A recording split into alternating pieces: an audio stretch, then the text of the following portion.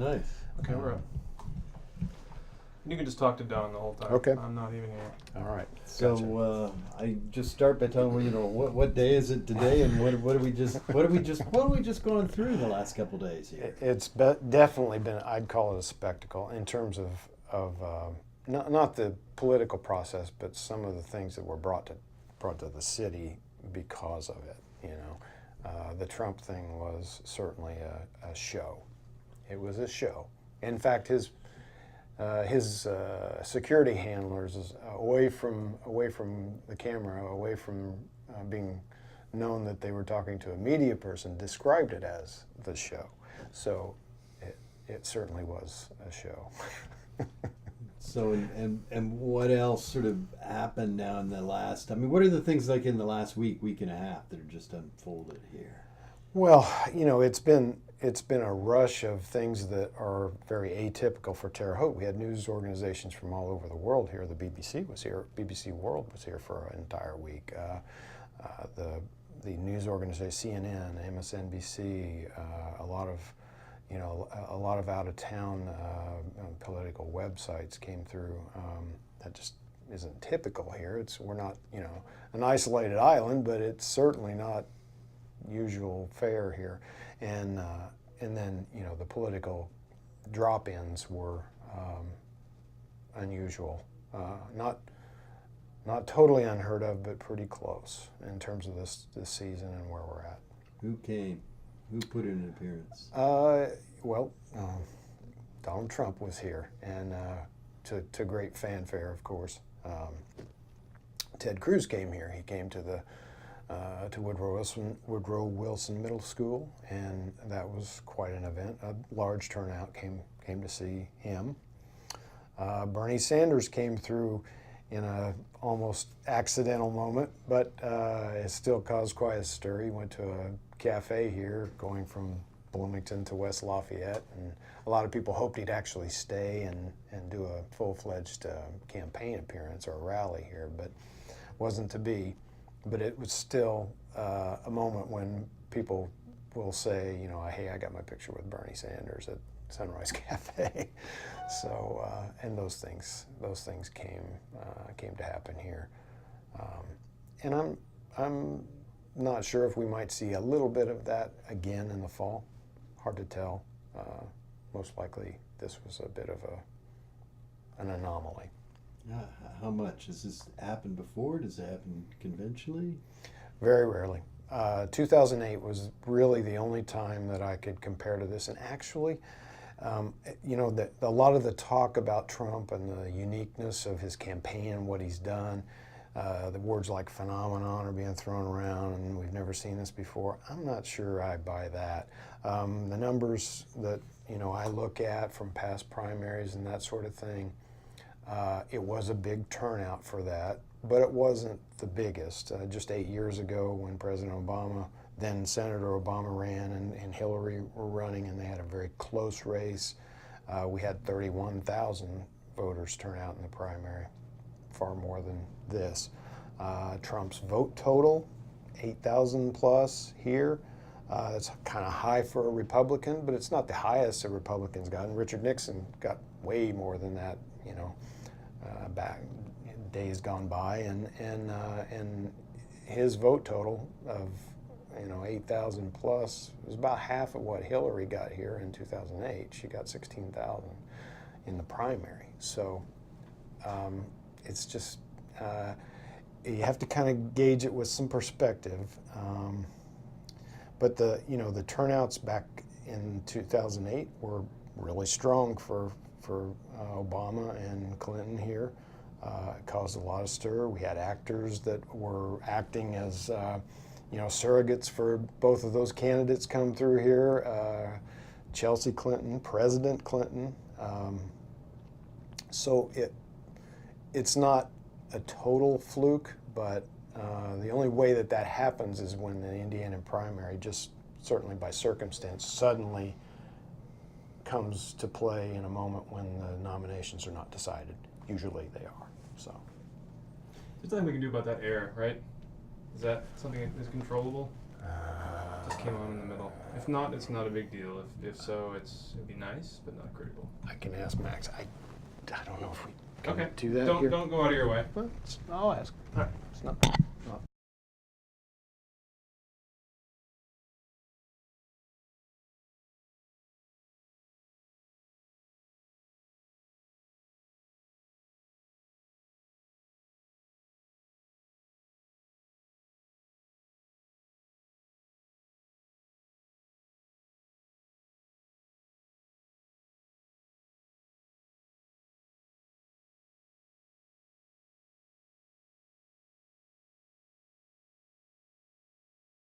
Um, do you think? Do you think people take it more seriously, less seriously now than they have in the past? I mean, I realize, the local elections were down, but are people informed? Are they making their minds swing vote, or is it really just who gives a damn? That's a good question. I really think people are thinking about the election here. I'm not sure that means they're as well informed as they could be or they have been in the past. I think too much of the information they're getting is either from partisan web situations or quick sound bites on campaign ads or repeated comments from campaign rallies that get rebroadcast again and again and again on network television. There was our turnouts were much larger back from the 80s going back to World War II. We had a lot, we had a few more people living in Terre Haute in the county back then, but the turnouts were stronger. And I'll play the newspaper card, but I think people read a little bit more of the news then because they weren't so overwhelmed with internet bites or even television condensation of the news. Not that that's a bad thing, but there was a bit more of a diet there for a longer look at the news. And so I'm not sure they're actually more informed now, but they're probably thinking just as deeply about it and as passionate about it as maybe in the past. So there's definitely a concern that brings people to vote, and that's what got the turnout to get up in the high 20s this year. So. Can I jump in with a follow-up there? You can answer to Don. Mm-hmm. I want to go a little deeper into what you're starting to say here. I mean, can you talk about maybe the difference between, would you call it propaganda versus information? Sure. You know what I'm saying? Yeah. Like, is there that going on? I think so. I think, your availability of propaganda pitched as legitimate news is much higher now. I mean, not that many years ago, I can remember local elections here having what they call scandal sheets come out days before the actual election that would have all kinds of, yeah. It's okay. It's okay. It's Sorry okay. about No that. problem. And just keep your eyes on Don. I'm not even here. Yeah. Okay. Pay no attention to that man. This man behind this big black box staring at you. These large city Yeah. rods and glass and wire and cables that he loves so much. We're good there. Okay. We were talking about Shift that a little bit difference. this way. This way. Good. That's it. Good. We were talking about scandal sheets coming out. There are, in not that distant not that distant past, the history of like scandal sheets coming out locally at the time of an election, where people would be flooded with these anonymous flyers with news about particular opposing candidates, and that sort of thing. That unsubstantiated stuff or word on the street kind of things, and that's where you got it pre-internet. But now, anything that comes from a candidate forum or a Facebook meme or anything like that goes around and around and around, and I guess the more people hear it or see it, the more they latch onto it, and that's a little more common now, a lot more common than 20 years ago. It it was there, but it just wasn't as accessible, and a lot of people would see the forum that those things were coming out of and just reject them out of hand. Now they're right in your face all the time, so it's tempting to say that's probably true. I've seen that 25 times in the last 3 days, when it really isn't. Do you think that impacts? How do you think that impacts how well people are informed about each of these candidates? Well, I think it's hard to move away from those sorts of things now, basically because some of those propaganda claims are dealt with in the mainstream media, more often in cable news type situations where you're on the border of the mainstream media, and they're repeating those things, and so that gives it a sense of legitimacy. And when people see that, on a cable talk show or a newscast that goes to a commentator, and they deal with those claims, it starts to be, maybe it's true, maybe not, but it serves my thought for the moment. So, but that doesn't mean that people aren't smart enough here to figure those things out. They are, and they're very discerning, but it's hard to not be affected by those things because they're so present now. And it's become part of the lexicon of the campaign talk.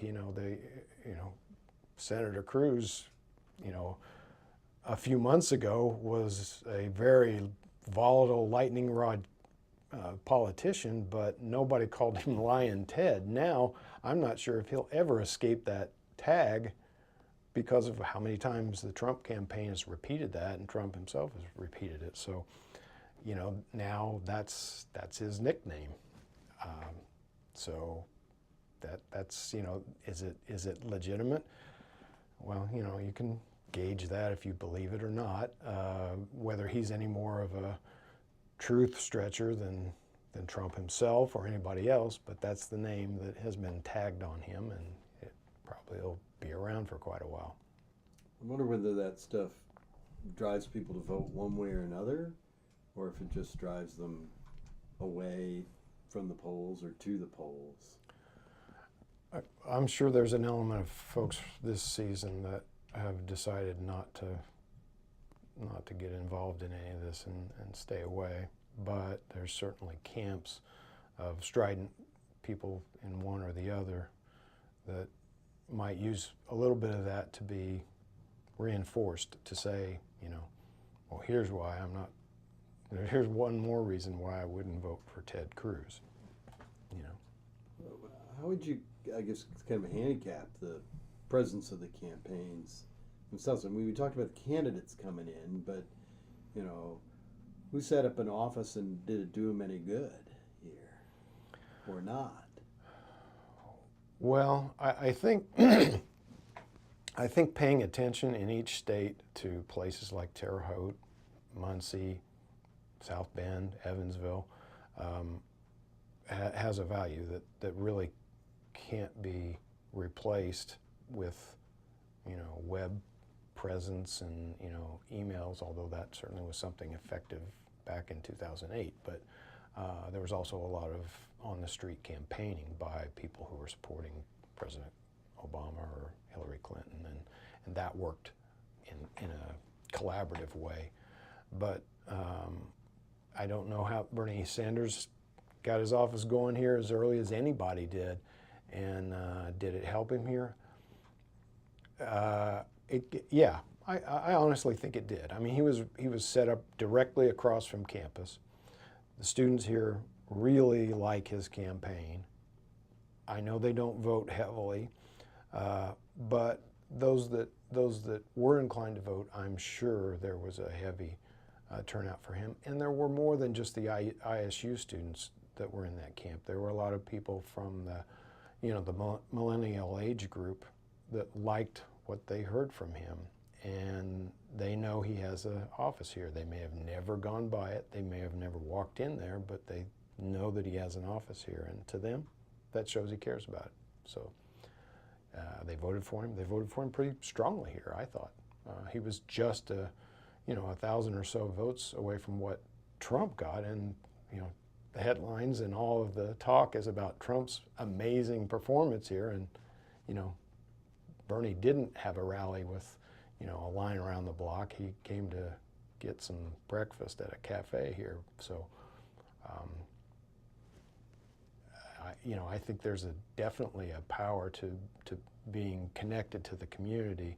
I think the fact that he had an office here and had people working inside the community a little bit for a few weeks and maybe a month or so had as much mileage to it in terms of making a personal connection as Trump's drop in and drop out. He came here and spent maybe 2 hours and then was off to Fort Wayne. And I'm certain that Terre Haute didn't come up on his radar much before that or much after that. So seems like the front pages, they're all about Trump. All the news, yeah, all about Trump. We were looking at the Times, and there's virtually nothing on Sanders. Yeah. I feel like we've inadvertently played a role in making him the phenomenon that people are talking about. I don't, I think it's certainly, it's hard to turn away from it and not, deal with it, because people are talking about it and they are thinking about it. And when there's parts of that campaign being challenging the news in terms of, he's constantly saying, he's being mistreated, or he's not, the media is not treating him right, or he's, the stories are wrong. I think it's our job to say yes it is or no it isn't, and to give people a straight shot. And when you do that, you continue to bring up that notoriety, and it's hard to avoid. But yes, I think there's certainly an unusual amount of coverage that he's gotten in comparison to equally impactful candidates. And to skip back from the coverage back to sort of the presence of the campaigns. Well, can I follow that up real quick before we skip away from that? Okay. When you say we, who do you mean, and how do you see, attached to that or not, your role as a journalist? How do you tie that in? When I'm using the word we, I would say what has become to be known as legacy journalism or mainstream media, not real terms that I'm fond of. I mean, I'm a newspaper guy, and there's great television and film journalists too that do what they do. There's certainly good journalists online and that sort of thing, but there's a big sea now of people that go at that with an agenda. I know that's the knock on the mainstream media to begin with, but there's clearly, a very partisan batch of people who work the internet as a news outlet, and it's not unbiased at all. So I don't put myself in that camp, or the newspaper industry, or the great television and network news teams, local, national, world, online outlets that do that well. But I think there's certainly a different camp for those things, and I think they're two different outlets, personally. So you see your role as a newspaper man. How would you define it? My role? Yeah. I mean, what gets you into this? Why do you do what you do? I want people to have a very rational look at what's gone on, what could happen in their community, what is being discussed, and so that they can see it without having one particular part of it raised above another if it's not really elevated in reality. You know, if you know, if there's a car accident and you see it and you see what happened, the idea of presenting the possibility that some unseen force caused that accident when you actually saw what happened is not worth saying, well, here's what I saw happen, here's what a lot of other people saw happen, but what if an asteroid had come in and thrown off this person's sight, and then the car accident happened, and give that equal play. That's, it's an extreme example, but I think the reality is important, the rational nature of it is important, the ability to have a sense of reason and not be overwhelmed by speculation or exaggeration. That's what I feel like my role is, to be